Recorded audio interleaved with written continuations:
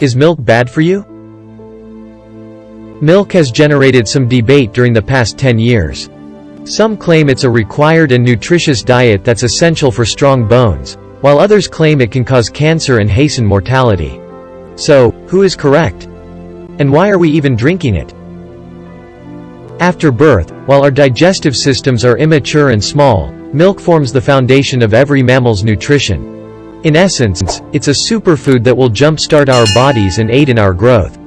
Fat, vitamins, minerals, and lactose, a milk sugar, are all abundant in milk. Additionally, it contains proteins and antibodies that keep our immune systems in check and shield us from illnesses for a while after birth. But mothers have to put forth a lot of work to generate it.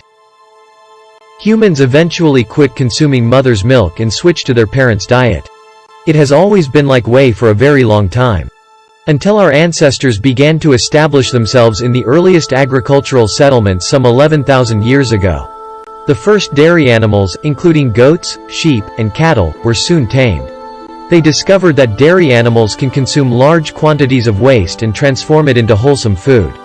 This was especially important during difficult times in terms of survival. Therefore, groups with access to milk had an evolutionary advantage. Additionally, it altered the genomes of populations who consumed large amounts of it through natural selection. Lactase is a specialized enzyme that plays a role in this adaptation. Because they have a lot of it in their bodies, babies can readily break down the lactose in milk and digest it. However, our bodies manufacture fewer lactase enzymes as we age. After infancy, roughly 65% of people worldwide lack the enzyme, which prevents them from digesting more than 150 milliliters of liquid per day. However, lactose intolerance is not universally prevalent. For instance, it can reach 90% in some East Asian populations. The lowest rates are found overall in Northern Europe and North America. This unequal distribution is likely caused by a number of factors. Random mutations that occurred in a few populations independently of one another were the first to introduce the characteristic. Natural selection pressure was developed as farming increasingly replaced hunting and gathering. There were more meals available to those who could digest lactose, which was advantageous. Dairy farmers moved to the north, helped spread the characteristic farther, pushing people there that lacked it back. Okay, but why is milk such a contentious topic if it has been a valuable component of our nutrition for thousands of years? Many assertions have been made about the favorable and harmful health consequences of milk. The harmful ones range widely, from intolerance and allergies to cancer, heart disease, and brittle bones.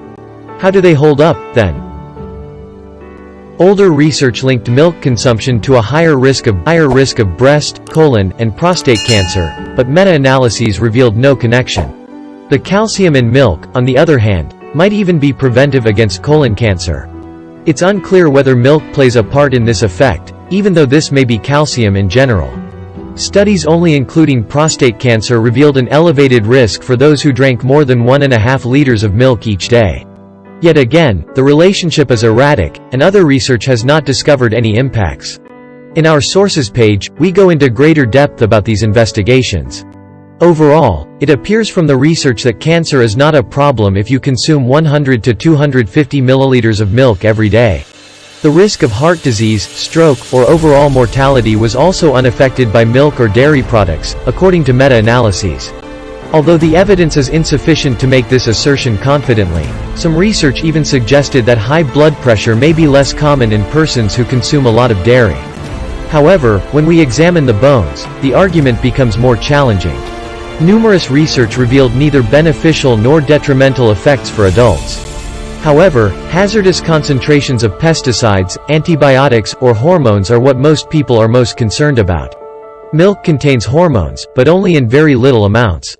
For instance, you would need to drink about 5,000 liters of milk to get the same amount of hormones as from a pill, and even then, most hormones would be destroyed by your digestive system before they could have any effect on you.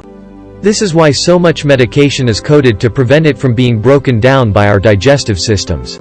Most regions of the world have laws that only permit perfectly safe dosages of antibiotics and insecticides. These limits prohibit the placement of milk on the shelf. Therefore, there is nothing specific to be concerned about. The most well-known adverse effects of milk, aside from those caused by allergies and lactose intolerance, are undoubtedly acne and general ill feeling after consuming milk or other dairy products, and these effects are extremely genuine.